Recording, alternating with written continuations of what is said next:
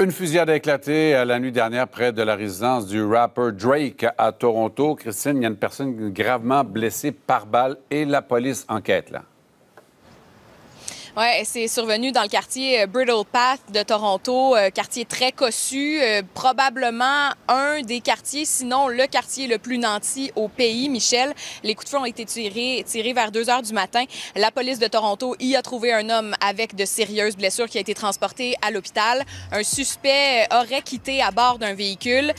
Il a pris la fuite, donc l'enquête policière est en cours pour, bien sûr, retrouver ce suspect et comprendre les motifs de cette fusillade.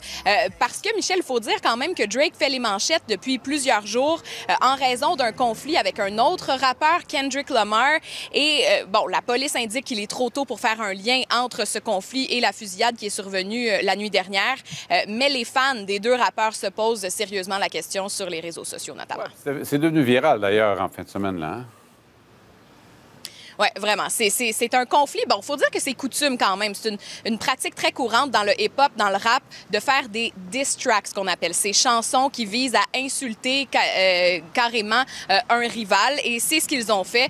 Drake et Kendrick Lamar ont toutefois déjà été amis, proches collaborateurs, il y a un peu plus d'une dizaine d'années. Ils étaient partis en tournée ensemble, d'ailleurs, mais ça s'est envenimé au fil des ans.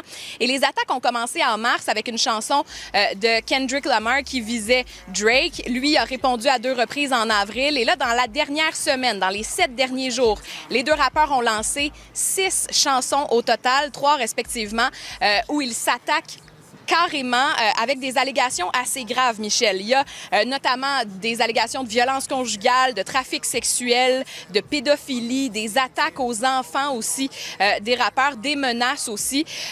Donc, c'est devenu d'intérêt public. Ça l'était parce que ça a été partagé sur les réseaux sociaux et les fans de chacun des rappeurs se sont impliqués. Dans la dernière chanson de Kendrick Lamar, il faut mentionner que tout de même le visuel qui accompagne la chanson, c'est le manoir de Drake dans le quartier Bridle Path. Donc, ça a été partagé sur les réseaux sociaux. Est-ce qu'il y a donc un lien à faire entre le manoir qui était au cœur de cette fusillade et la chanson de Kendrick Lamar? C'est la question que tout le monde se pose. Merci, Christine.